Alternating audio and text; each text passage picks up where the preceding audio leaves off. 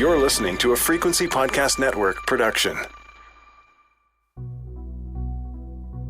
For those who don't closely follow international news, the conflict may have seemed to ignite out of nowhere.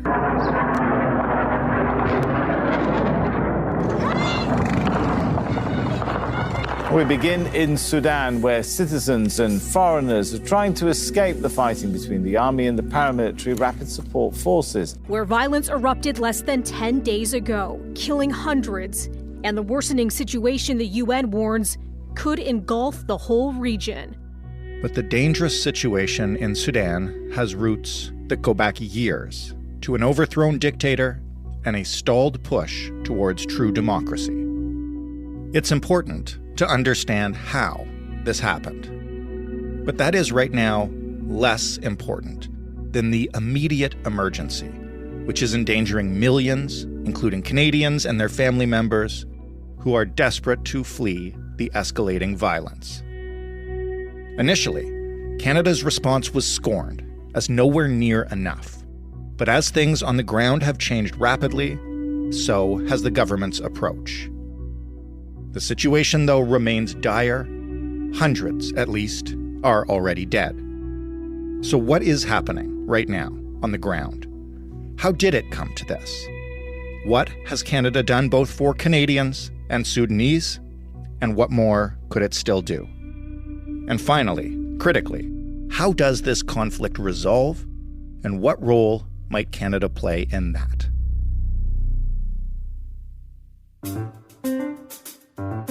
I'm Jordan Heath Rawlings. This is The Big Story. Dr. Khalid Mustafa Medani is an associate professor of political science and Islamic studies at McGill University. He is also chair of the African Studies program. Hello, Dr. Medani.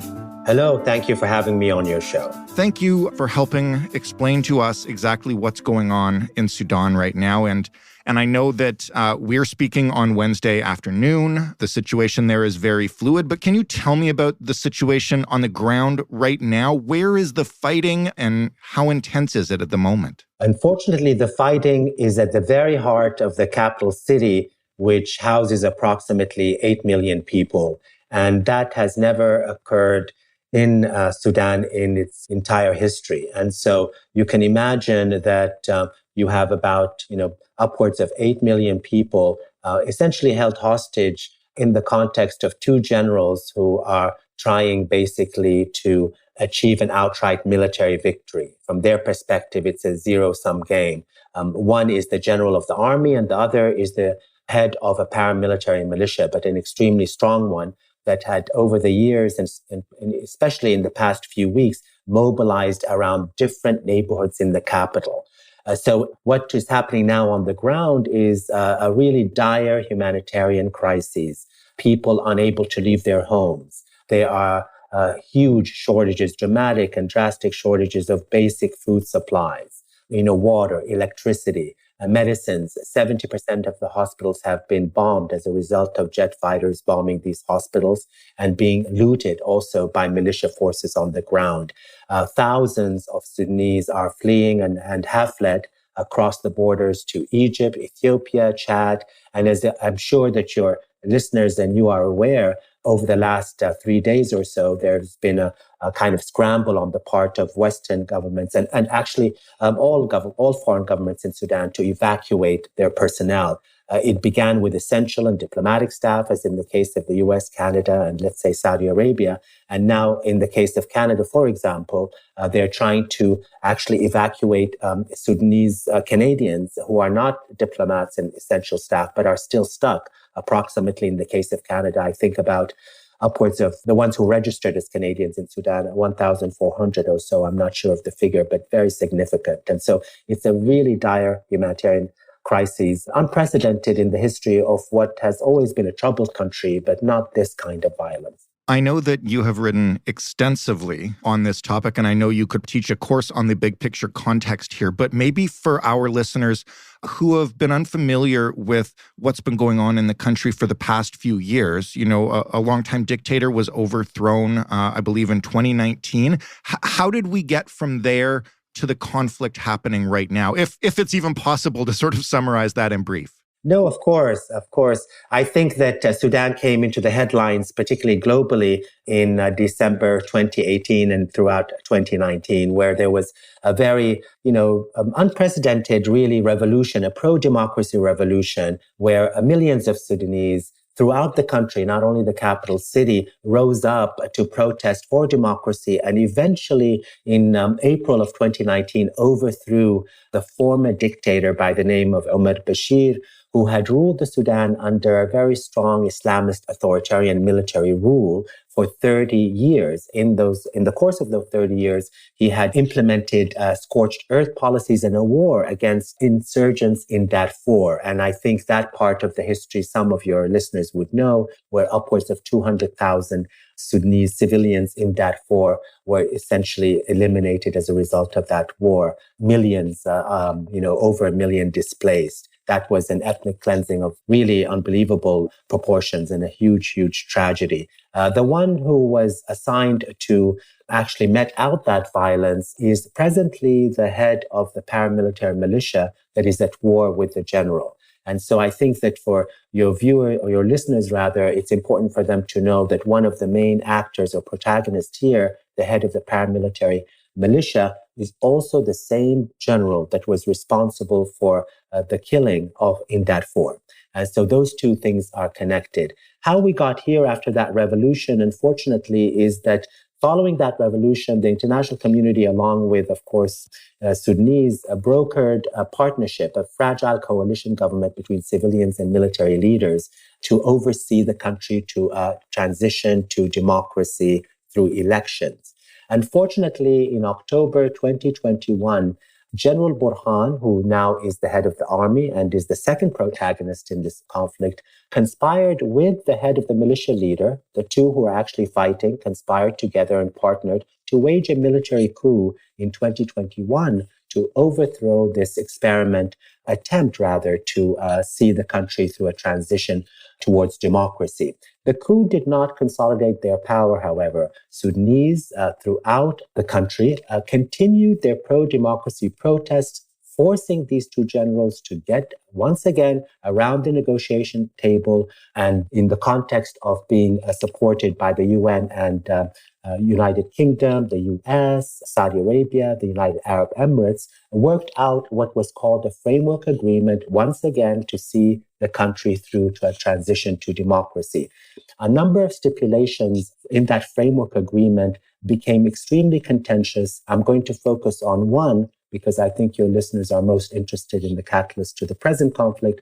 And that had to do with the stipulation of the agreement that would force and compel both parties to integrate the forces of the militias into one standing army to secure the stability of the country. It is here, this is the precise contentious issue that led to this conflict.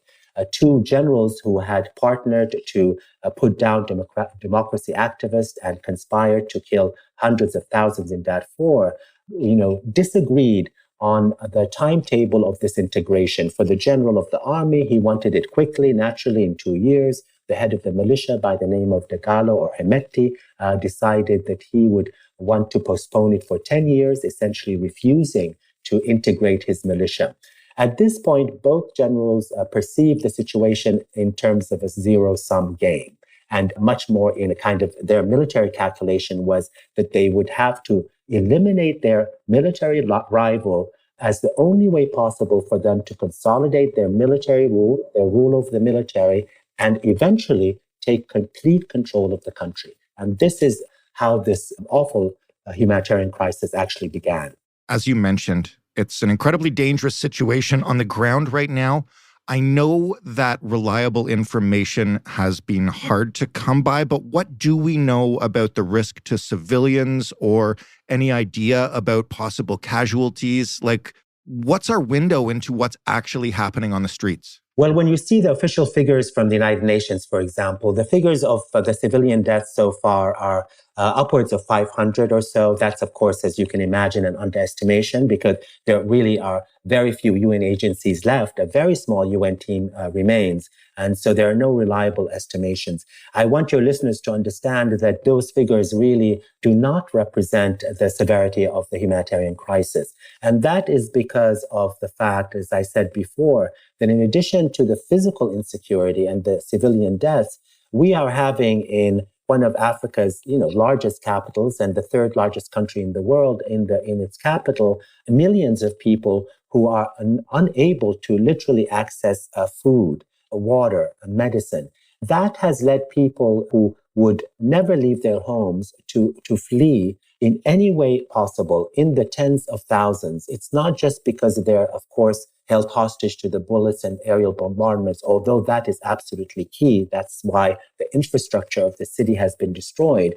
It's also, and it's very important, if you don't mind me to impress upon listeners and others, that it is not possible to really survive in the medium term even for families. Even if you had the finances, and most do not at the moment, there is absolutely no way to access cash to even buy food if that was in fact available. And the majority of stores, of course, are closed. And so you can imagine, if you don't mind me saying, let's say Ottawa, where all of a sudden overnight, not only do you experience bullets and aerial bombardments, but you're not able to access food. Yeah. The only option you have, whether you're wealthy or poor, middle class or not, is to flee for your life and for your family's life. I want to ask this question delicately, of course, but I do know that you have family members who are within the country. Where are they? Are they trying to flee, as you just mentioned? And what have you heard from them? Well, I heard yes, they are trying to flee. I have immediate family and extended family. They represent, of course, the entire country. I'm always happy to talk about their experience as it's representative of the country. Of course, we're not the only family, but they are in the north now, fortunate because part of my family is actually from the north, and so it's their home region historically. And so they're being supported by relatives and family members there as they seek to try to leave the country and go on to our northern neighbor. And hopefully, of course, in my case, I'd like to bring them near me. And that is the case of tens of thousands of Sudanese. So my other relatives remain in Khartoum, and I have difficulty contacting them. I spend a lot of time on the phone trying to convince them to flee, because believe it or not, even with this situation, many of our relatives refuse to leave their home, and we're trying to persuade them that they don't have a choice. And so everyone is in the same boat in this respect. You mentioned you'd like to bring your family members closer to you. Have they asked Canada for help, and what kind of response did they see? And what kind of role is Canada playing right now attempting to help Canadians with Sudanese family or Canadians over there? There was a lot of criticism when this broke out. Yeah, there was a lot of criticism, as if the government is not, kind of experienced with these kinds of conflict, and, statements saying that, Canadian citizens should shelter in place. That, of course, is unfeasible, because in these conflicts, things spiral out of control very quickly, and the timing is really essential. And so that has changed in terms of, first, the Canadians have decided, of course, to evacuate in collaboration with their partners, particularly first Germany and then the United States, in terms of getting their diplomatic and essential staff. But the shift in policy has been a really concerted effort now in planning to get Canadian citizens, Sudanese who carry Canadian passports, to get them out as through the Red Sea area to Canadian vessels are there now waiting to see if that they can receive them. But it is, of course, late for many Canadians. There's been a lot of criticism. I talked to Sudanese Canadians in Ottawa, in Toronto just today, talked to 4 groups who are lobbying, and we may be talking to members of parliament soon. So that is very important. There has been a policy, as you know, to extend permits for Sudanese here. That is not sufficient. It's really important to allow and have a policy of temporary status for Sudanese coming here, even if they don't have Canadian citizenship. And of course, it's very important and I think the Prime Minister Trudeau said that yesterday, that here the emphasis should be on dependents, not only those who, carry Canadian passports. Right. In other words, that's essential. That's really essential, because most of us, in fact, support our family on a monthly, if not weekly basis directly. Mm-hmm. not Canadian citizens, but they're dependents. And that policy has to be done quickly and swiftly. And the timing here is of the essence. So it has to be expedited. And so this is really what needs to be done now. And I think a number of people are working on it. This broadcast helps to do that. It's been done for other humanitarian crises, as you know, Syrians and Ukraine. So there's a great deal of experience in this respect on the part of Ottawa. How difficult is it to get planes in and to get people out? We've heard a number of kind of harrowing tales, I guess, of the impossibility of that in certain places. Like, what's that like right now? It's very difficult. And that's one of the issues, of course, to come in. First of all, the national airport is closed. There is a northern airstrip, but whether it's Americans or Canadians and others, there's very little security. And the Prime Minister was absolutely correct. He didn't know what to do in terms of where to land the planes. And that's why the Red Sea is the most convenient and logistically, of course, feasible. The issue is that it's extremely dangerous, but Sudanese recognize, and that should have been recognized at the beginning, that they understand that they have to try to do this on their own. In other words, Sudanese rely on helping each other in terms of securing roads, in terms of family members helping, in terms of not only securing access, but food and water. We're a very socially networked society, and there is, despite what's going on, a great deal of fellow feeling and understanding and kindness that is part and parcel of what the revolution was about. This is why we're so affected by this going on. In other words, absent, I understand, issues of liability and concern and responsibility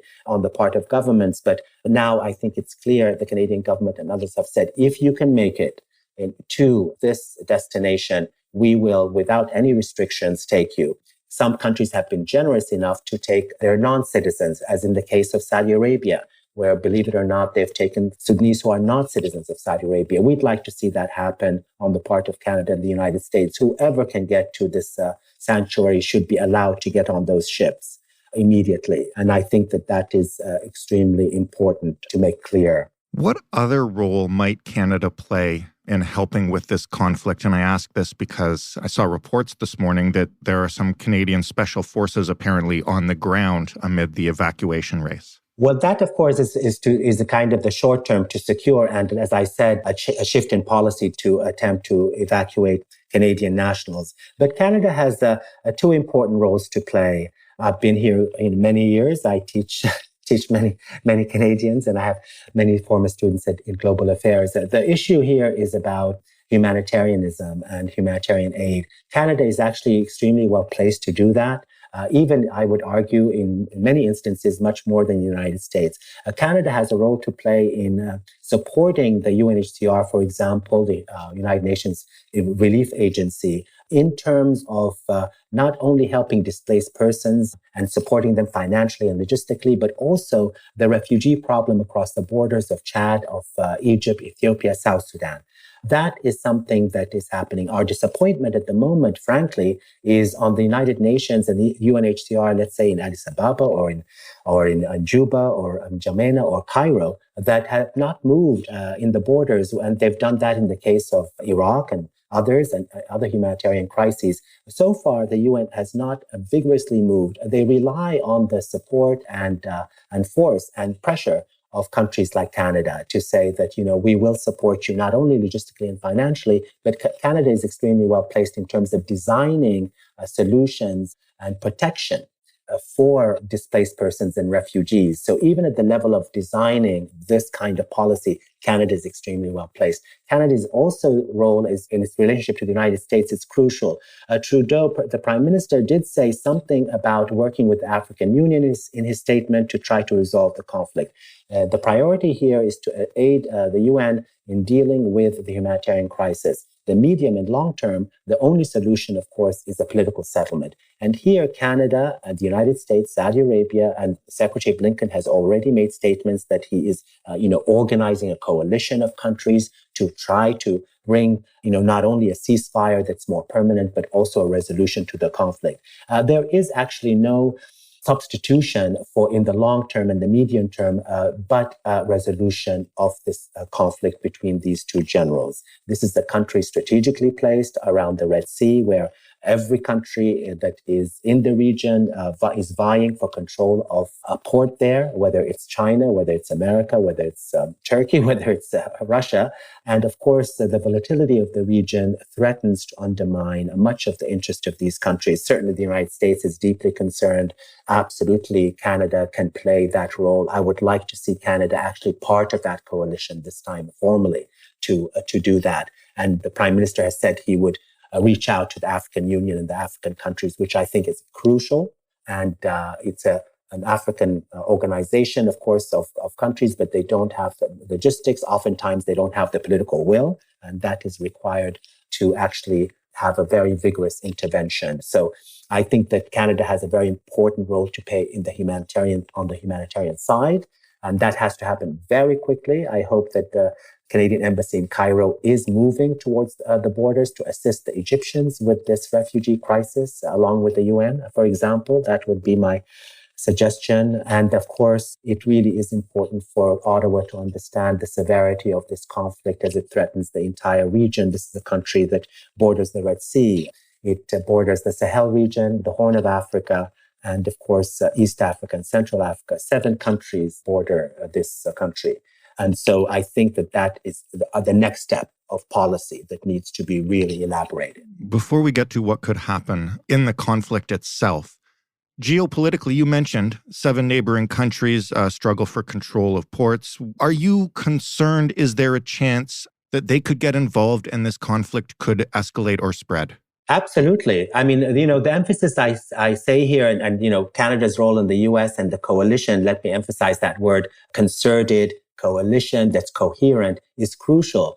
Absent that, this country will devolve, unfortunately, even further into nothing more than a region or a country utilized by certain actors. And these generals would be utilized like proxies, which is, of course, what they've done historically. Each power, neighboring and even external international actor, is going to utilize their clients, so to speak, for their own interest, further fragmenting the country. And so absent a real concerted effort that is unified, I would argue even not just the West, but I would really argue even pushing, I know it's difficult and a challenge, but pushing China and Russia, at least in this instance, to participate in a coherent policy, understanding that their own interests for the moment would be undermined with the further fragmentation and devolution of this country into a zone where you have a variety of militias roaming around not only the country, but the entire region, with remnants of Islamist militancy in the country that could destabilize the entire Sahel.